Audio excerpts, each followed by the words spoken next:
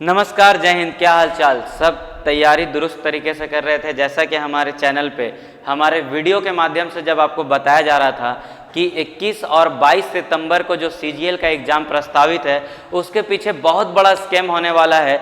मैं ये नहीं कह रहा था हर बार आपको कि आप तैयारी करना छोड़ दें, एग्ज़ाम ना दें, या फिर आप जो है कहते हैं कि भ्रामक जो आप लोग पोस्ट देते हैं। सरकार का भी कहना था, सरकार भी सभी के ऊपर जो है दबाव बना रहे हैं कि भ्रामक पोस्ट अगर किसी ने डाला तो क्या भ्रामक पोस्ट डाला, आप करते हैं गड़बड़ी, उसके बाद आप क्या करते हैं, सभी को डराने का धमकाने का काम करते हैं। हर एक सही बात पे जो है लोगों की आवाज़ उठेगी और तब तक उठेगी जब तक उसे सुधार लिया ना जाए। आपको ये पता होना चाहिए कि हमारे देश में लोकतंत्र अभी भी जिंदा है और लोकतंत्र चल रहा है। हो सके आप बहुत लोगों को जो है समन भेजेंगे, एफआईआर करेंगे, लेकिन आप अपने ऊपर कार्रवाई कब करेंगे ये जरा आप सबको बतलाइए और बतलाने का कष्ट करेंगे। जेएसएससी आयोग, मेरा सबसे बड़ा सवाल जो है वो आयोग से उठता है, क्योंकि सर्वे सर्वा अगर कहा जाए, हम लोग कहते हैं गवर्नमेंट को, लेकिन आयोग अपनी हाथ भी तो पीछे कर सकते थे कि इस तरीके के धांधली वाले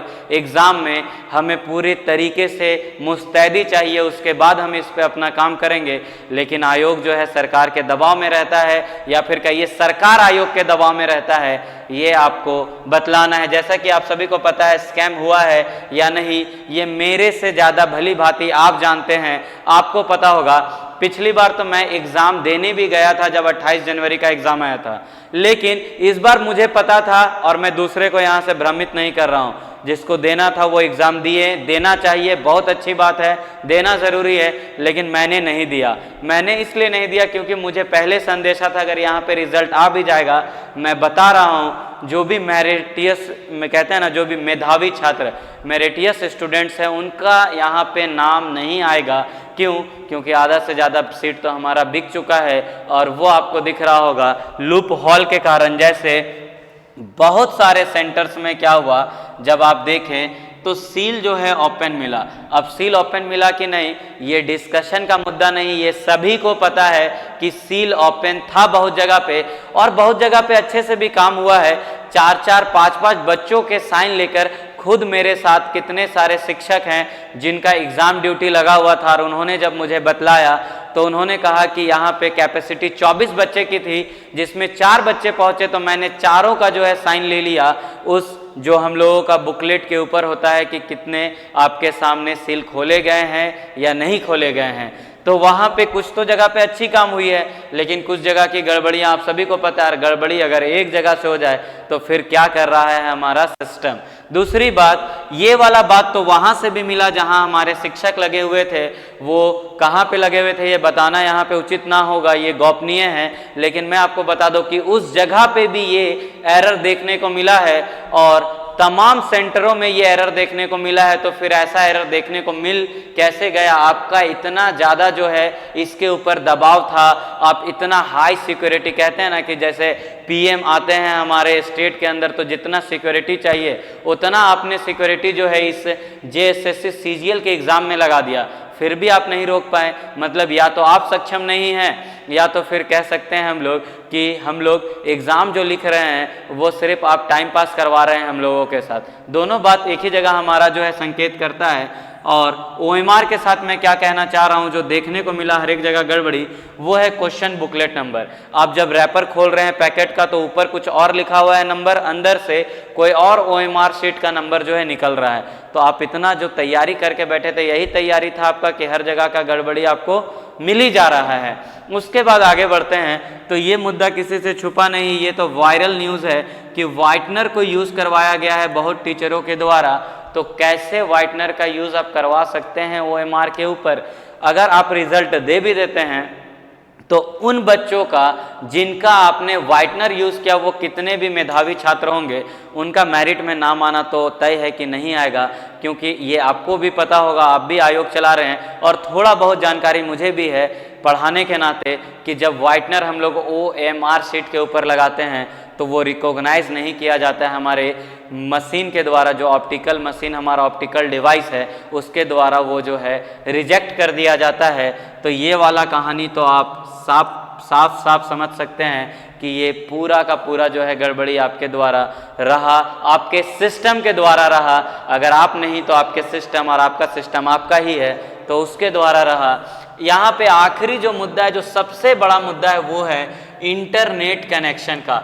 आप सभी को पता है इंटरनेट कनेक्शन सभी जगह पे बंद कर दिए गए थे। क्यों? क्योंकि आप चाहते थे कि एग्जाम में कोई भी हमारा स्कैम जो हो रहा है वो तेजी से वायरल ना हो। स्कैम तो हो, स्कैम तो आपने करवा रखा है, लेकिन वो स्कैम वायरल हो जाता है तो आपको जो है खलबली मच जाता है। और स्कैम वायरल कहाँ से होगा? तो होगा इंटरनेट से। तो आपने क्या किया? पूरे स्टेट के अंदर इंटरनेट को जो है बंद कर दिया। इवन आप सभी को पता होगा, जितने छात्र इस वीडियो को देख रहे हैं, मैं आपको बता दूं कि हाई कोर्ट, हमारे झारखंड के हाई कोर्ट का ऑर्डर था कि 21 जनवरी का जब हमारा इंटरनेट कनेक्शन बंद हो गया तो 22 जनवरी को हाई कोर्ट ने बाकायदा कहा कि आप 22 जनवरी को इंटरनेट का कनेक्शन नहीं काटेंगे। 21 की जो गलती हुई सो हुई, 22 को उसे दोहराना नहीं है। लेकिन हमारे तानाशाही, कह सकते हैं, इसके आगे मैं कहूँगा नहीं कौन सा तानाशाही, आपको पता है उन्होंने क्या किया? 22 जनवरी को 22 सितंबर, जनवरी वाला एग्जाम हमारे ध्यान में बैठा हुआ है जो अभी तक खत्म नहीं हुआ, और दोबारा स्कैम हम लोगों को सितंबर में देखने को मिल गया। तो यहाँ पे 22 जो सितंबर है उसमें इंटरनेट कनेक्शन जो है वो काट दिया गया, जबकि हमारे हाई कोर्ट का ऑर्डर था कि ऐसा नहीं करना है। चचा, आपको थोड़ा सा ध्यान से चलना था, आपको इंटरनेट कनेक्शन नहीं काटना है। लेकिन चचा कहाँ, वो तो अपने स्वैग में, अपने रौब में थे, और इंटरनेट कनेक्शन 22 को भी जो है वो काट दिया गया। उसके बाद क्या देखने को मिला?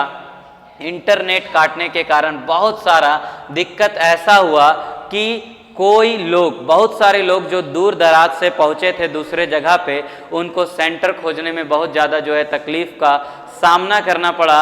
सेंटर वो खोज नहीं पाए, और सेंटर के साथ साथ आप कह सकते हैं कि उनको जो है बहुत ज़्यादा कठिनाई हुई, बल्कि बहुत लोग ऐसे थे जो वहाँ तक पहुँच नहीं पाए।